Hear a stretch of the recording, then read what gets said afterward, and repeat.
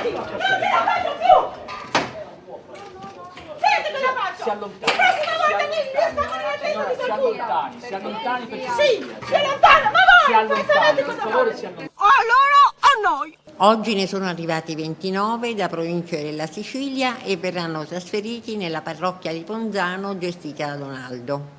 Un'ondata senza fine, attesi altri 450 profughi nella Marca, così dalla prefettura, mentre tra Quinto e Paese in via Legnago, nei condomini della ex Baraldo, dove sono stati alloggiati 101 migranti di varie provenienze etniche, scoppia la rivolta con malori e scene da delirio. Noi abbiamo investimenti, abbiamo investito i nostri Abbiamo soldi. fatto un mutuo per 30 anni per vivere in questo modo, non l'accettiamo, no? Noi non siamo razzisti, anzi noi siamo a favore, Mi però spiace non- anche per loro, edificate qualcosa per questa povera gente, ma non nelle nostre case, no, questo no. I miei figli devono crescere con questi valori e quando la incroceranno gli devono dire: signor sindaco, non voglio che prendano dei valori diversi da quelli in cui io ho cercato di radicarli. Ci sono cose mobili che esistono, sono le tende, c'è la terra del comune, ci sono cose del comune, portali di là! Perché li porta da noi?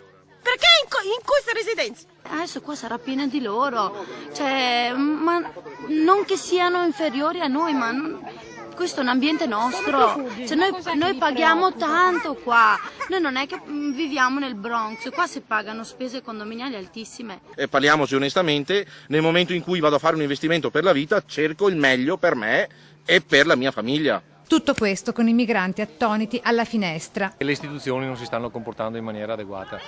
Io l'ho detto, lo ripeto, non si può affrontare il problema dei profughi in questo modo qua. A fronteggiare l'emergenza convivenza con sedie che volano tra profughi e residenti, i carabinieri, con il solito capitano Mazzanti, dopo Villorba con il sindaco Serena, ancora una volta nella veste di mediatore. Vergognati! Non me la faccio più!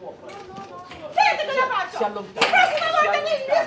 La prossima volta mi Si allontani perché Sì, si allontana, ma voi! si allontani, sapete per cosa favore fate? si allontani.